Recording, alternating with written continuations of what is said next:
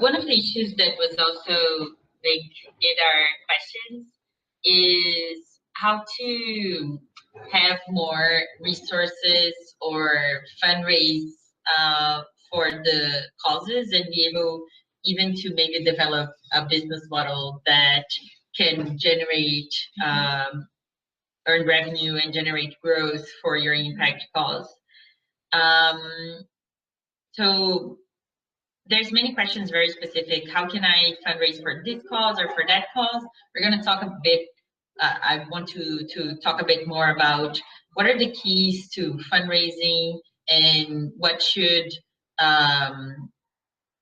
organizations that want to grow, how should their relationship with money be? What is the role of money in growth, right? So I will definitely come from more of a fundraising perspective, but I would really like to start maybe from the business perspective. And then, because I think when there's the opportunity for business, that should be pursued as earned revenue, and then filling in with the donated. So if we can start with that. Great, so it's a hard spot. So being for profit for purpose puts you in a hard position. So if you're only for profit, then if you have a successful business model that can scale up and deliver return to the shareholders, you're going to raise money. Yeah, it's an opportunity. Now, when you're doing impact as well, then some issues starts coming up. First, is there a trade-off? So to deliver more impact, perhaps you have to deliver a lower return to the shareholders, and then some social impact investors often say they're willing to take this trade-off. I don't think that's really true for most of them. And second, this also puts you in a tough position because then, it may look like you're not eligible for the traditional finance sector, and then you're left with the, also, charities may not be willing to put money on that business because, you're maybe, you're not you don't even consider you a social business if you have profits.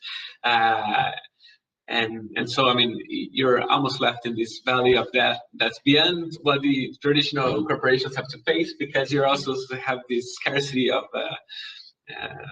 the potential funders that are willing to support this. But having said that, I think, it's more and more investors are interested in social impact as well. It's a very interesting moment in Brazil. We're behind, but it's okay. The ecosystem is very young, but worldwide, I think it's more and more interesting the opportunities to do something that's for profit for purpose. And in the United States, we have real distinction between the for-profit and the not-for-profit, which allows us to really leverage donor dollars in a little different way than what I've seen thus far in Brazil. So when we talk about fundraising, we're really talking about investors who are truly committed to the mission, not looking for a return on investment with the dollars that are coming in. And so when we talk about fundraising, we segment the way we engage donors. So we look at donors who give at a very low level, and so we do a lot around monthly giving, for example, is a huge movement for us in that we're able to engage a completely different demographic now through monthly giving than we've been able to before. And I give the classic example of if you ask a college student to donate $200, they're saying, oh no, I can't afford that. But if you ask them to donate $5 a month, they're like, oh yes, I can do $5 a month. And so they become a regular contributor to your organization. We also do lots around annual appeals where we send out mailings or letters to increase awareness of our program and create opportunities for people to donate.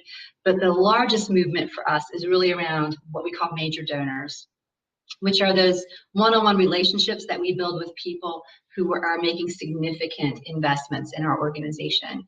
And we identify them, whether it's through events where they come and they attend and we see alignment of values and mission with them, or it could be, and the expectation is, through our board members who identify potential donors who then engage our organization and that they contribute significantly to our organization. Again, with no expectation of return, although I will say in the United States, they do get a tax deduction for that, which is different than here in Brazil, so that it is incentivized in that way.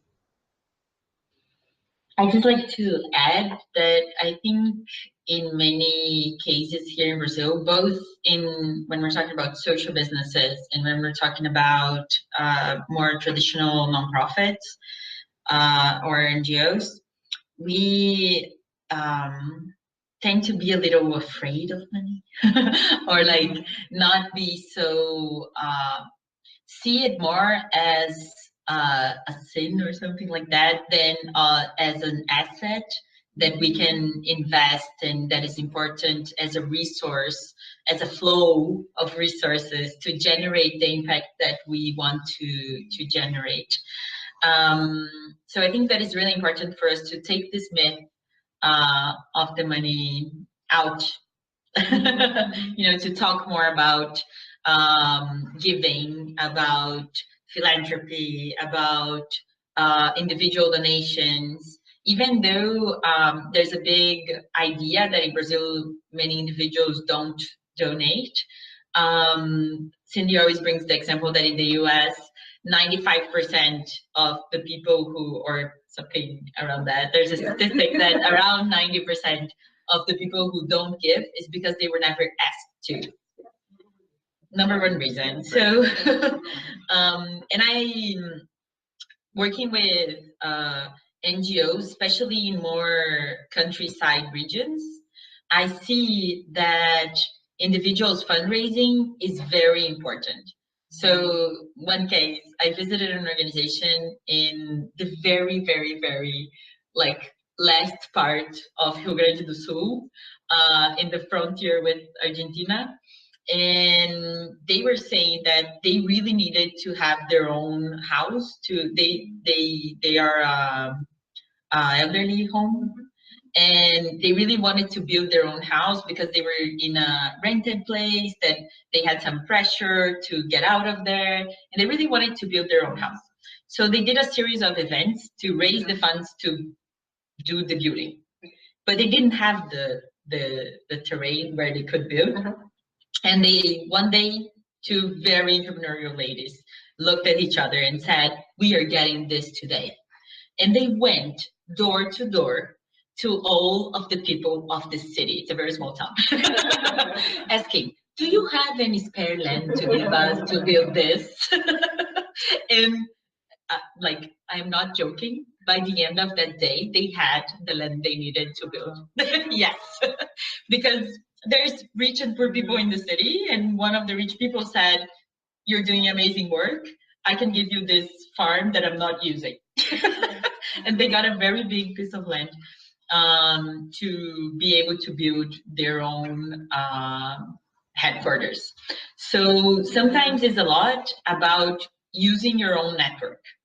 If your network is the door-to-door in the very little town in Rio Grande do Sul, that's where you should look for the resources. If your network is very high wealth individuals because you are part of some young leaders of the Americas network, that's not my case, not my case. I'm kidding. But if you had the chance to meet some leaders, how can you have how can you be prepared to ask for them too, right? Or if you just have the social networks, Facebook, how can you capitalize on that to get the resources you need, both money or other kinds of assets that you can use? A story on this. Yes. Like, oh my God, what is it?